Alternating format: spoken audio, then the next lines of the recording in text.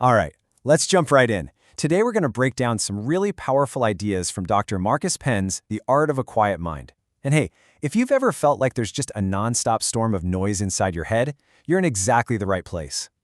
So, let's start with the big question, right? Why is it that our minds can feel so loud?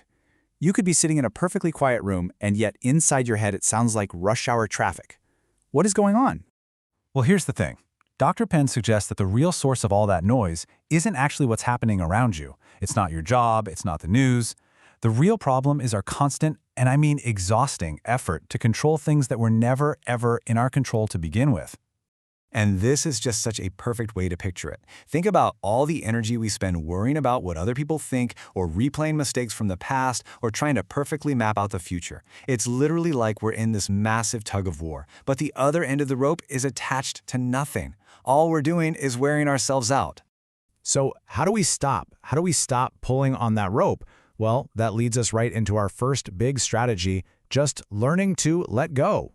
And this is where it gets really practical. Just look at the difference here. On one side, you have all the stuff that fuels our anxiety, right? Other people's choices, the past, the future.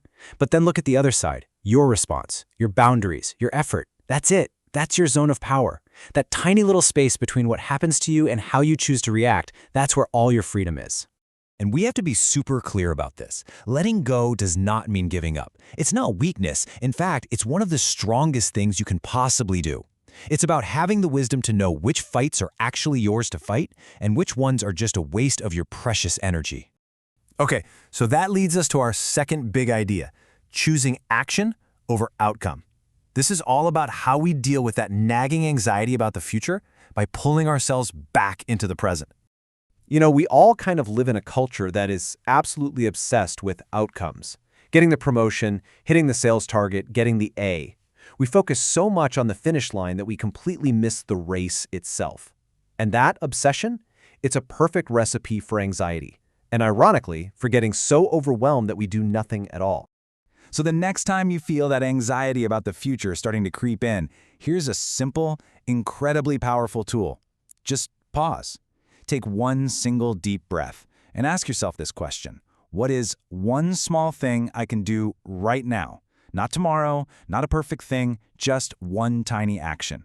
It's amazing how this can ground you and pull you right out of that anxiety spiral. I mean, this is such a game-changing way to think, isn't it? Your job isn't to guarantee a certain result. Your only job is to put in the effort.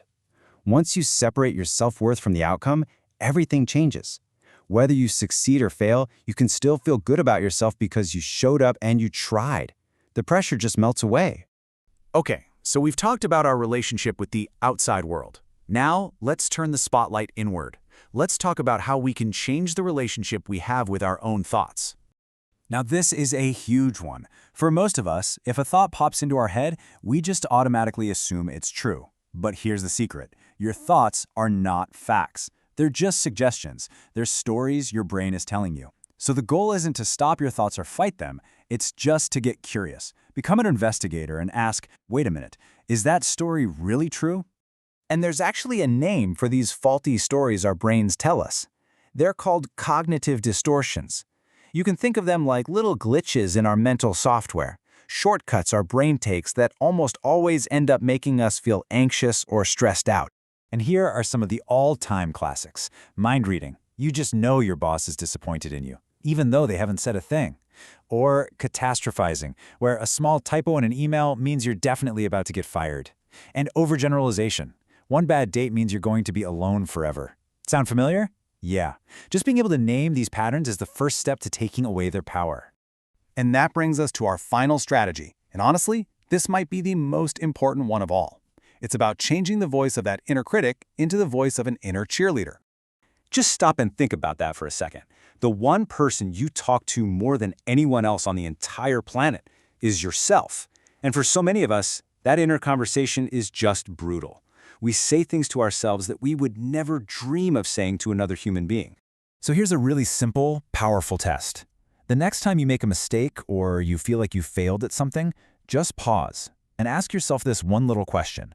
If my best friend were going through this exact same thing, what would I say to them? And there it is. That's the whole practice. Take that kindness, that compassion, that encouragement you so easily give to others, and turn it inward.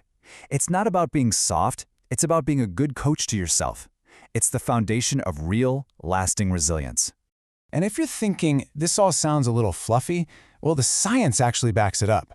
Self-criticism, beating yourself up, might give you a short-term burst of motivation fueled by fear, but it always leads to burnout. Self-compassion, on the other hand, creates a steady, sustainable, growth-oriented motivation that helps you bounce back from setbacks and actually keep going for the long haul. So when you put it all together, here's the big takeaway. A quiet mind isn't some magical destination you finally arrive at one day. It's not something you find. It's something you build. It's a skill you practice, one small choice at a time, every single day. So I'll leave you with this question to think about. What is one choice you can make today to start building your own quiet mind? What's one rope you'll let go of? One small action you'll take? One kind word you'll say to yourself? Because that one small choice, that's where it all begins.